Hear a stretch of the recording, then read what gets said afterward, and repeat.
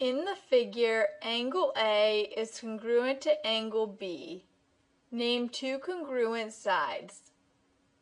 The converse of the base angles theorem states that if two angles of a triangle are congruent, then the sides opposite them are congruent. In this problem, you are told that angle A is congruent to angle B. So, by the converse of the base angles theorem, the sides opposite these two angles are congruent. The side opposite angle B is side AC, and the side opposite angle A is side BC.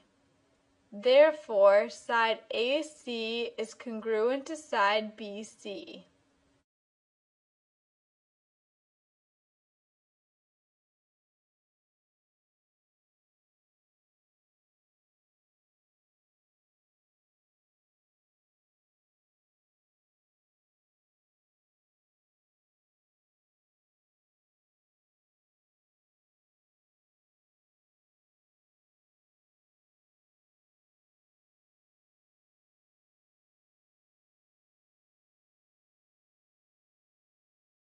Find the value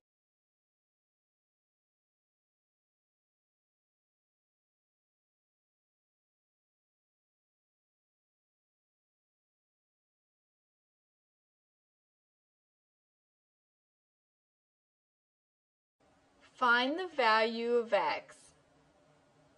To find the value of x, first notice that the given triangle is an equilateral triangle because it has three congruent sides.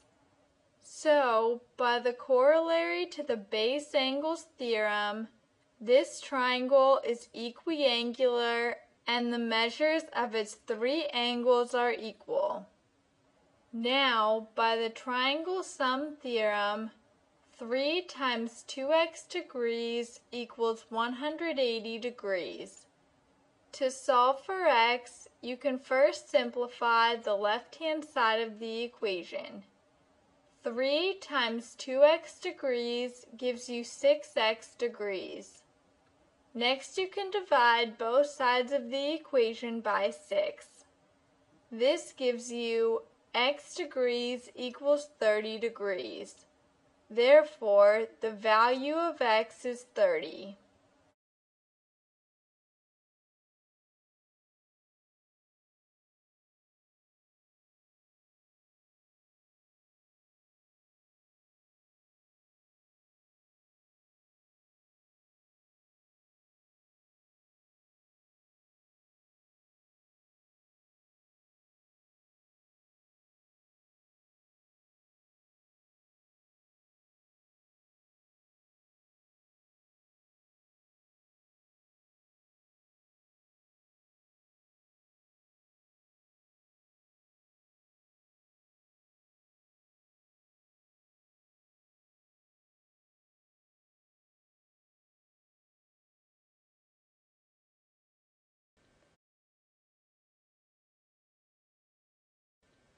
Find the values of x and y.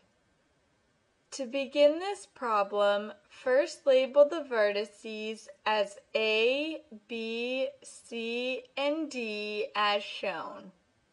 Now, to find the value of x, first notice that side AD and side CD are congruent because they both have a length of 28.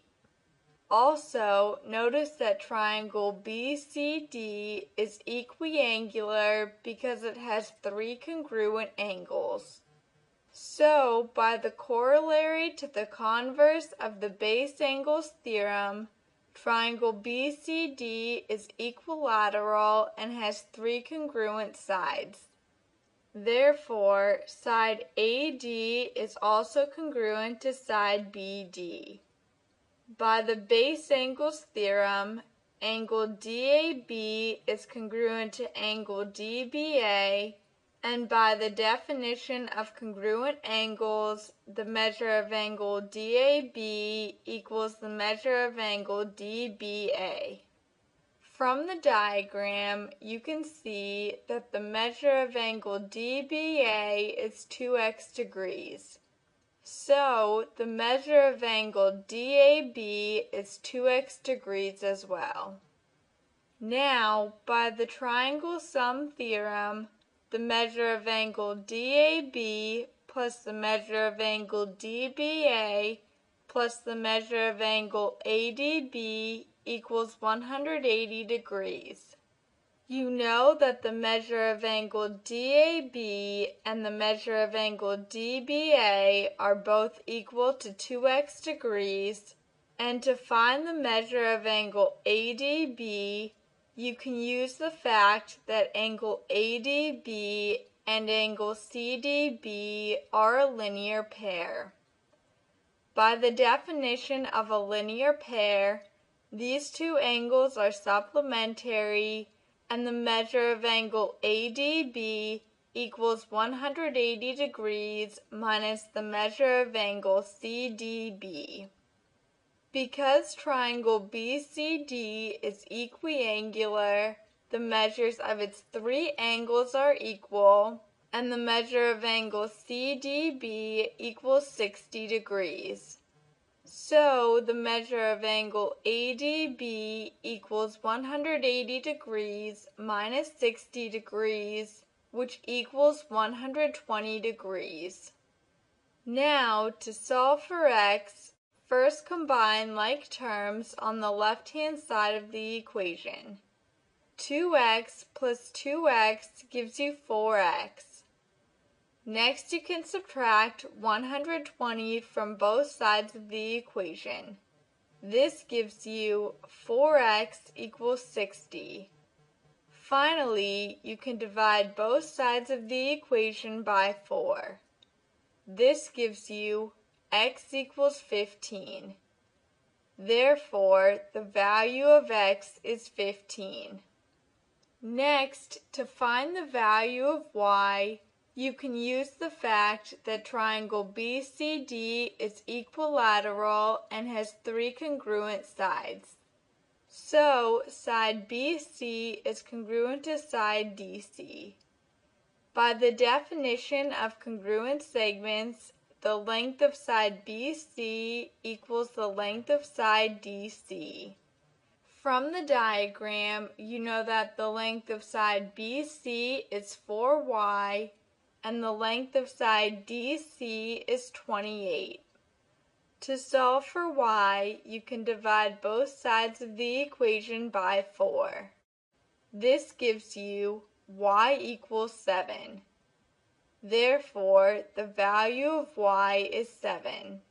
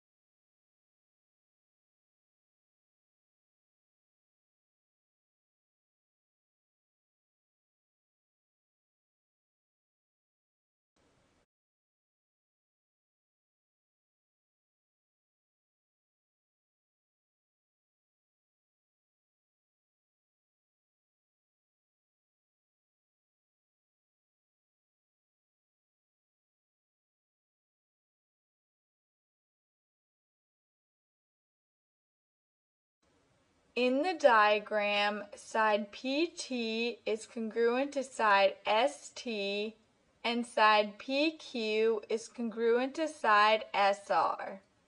A. Explain how to prove that triangle PQT is congruent to triangle SRT, and B. Explain why triangle QRT is isosceles. In Part A, to explain how to prove that triangle PQT is congruent to triangle SRT, first start with the given information. It is given that side PT is congruent to side ST and side PQ is congruent to side SR. Now, because side PT is congruent to side ST, triangle PTS is an isosceles triangle. So, by the base angles theorem, you can state that angle P is congruent to angle S. Now, notice that two sides in the included angle of triangle PQT are congruent to two sides in the included angle of triangle SRT. Therefore, by the side angle side congruence theorem, you can state that triangle PQT is congruent to triangle SRT. In Part B, to explain why triangle QRT is isosceles, you can use the information from Part A. From Part A, you know that triangle PQT is congruent to triangle SRT. So, because corresponding parts of congruent triangles are congruent, you can state that side TQ is congruent to side TR. Therefore, triangle QRT has two congruent sides. So, by the definition of an isosceles triangle, you can state that triangle QRT is isosceles.